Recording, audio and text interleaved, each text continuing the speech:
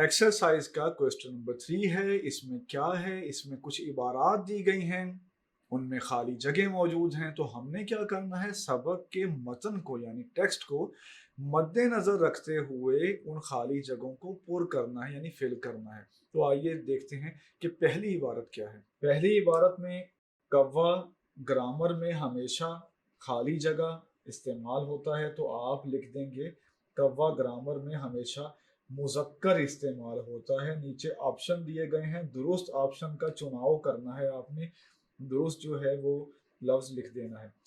दूसरी इबारत है कव्वा बावर्ची खाने के पास बहुत खाली जगह रहता है, तो आपको याद आ गया होगा कि मसरूर रहता है कव्वा सबक के मुताबिक। फिर है तीसरी इबारत के कव्वा खाली जगह नहीं सकता और कोशिश भी नहीं करता, तो कव्वा बेचारा जो है वो गा नहीं सकता, आप इधर गा लिख देंगे, और कोशिश भी नहीं करता। चौथी इबारत है इस सिलसिले की कि बुलबुल एक खाली जगह परिंदा है, तो आप ये लिख देंगे कि बुलबुल एक रिवायती परिंदा है। इसके बाद इबारत है, उसमें शुरू में खाली जगह है, आगे लिखा है कि किस्में नहीं होती, वो सब एक जैसी होती हैं। तो आपको याद आ रहा होगा कि ये लिया गया है, इधर आप लिख देंगे भैंस, भैंस की किस्में नहीं होती, वो सब एक जैसी होती हैं। फिर इबारत है कि भैंस के खाली जगह शक्ल सूरत में ननिहाल और ददियाल दोनों पर जाते हैं, तो इसमें आप लिख देंगे भैंस के बच्चे, बच्चे आप लिख देंगे।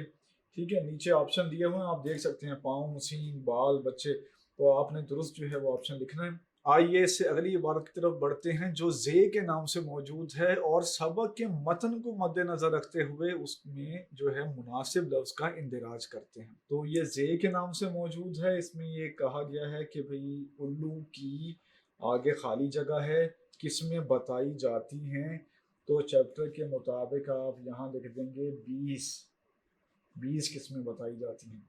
आखिरी इबारत है इस सिलसिले की कि बिल्लियों की खाली जगह किस्में बताई गई हैं, तो आप लिख देंगे बिल्लियों की कई किस्में बताई गई हैं। सवाल नंबर 3 में कुछ इबारात दी गई थी, हमसे ये मुतालबा किया गया था कि सबक को मद्देनजर रखते हुए खाली जगह पुर करें। नीचे कुछ ऑप्शंस दिए गए थे, दुरुस्त जो है वो लफ्ज़ का हमने इंतखाब करना था और फिर उसका इंदिराज करना था, तो हमने आपके सामने इसका हल पेश कर दिया है। आइए बढ़ते हैं चौथे सवाल की तरफ।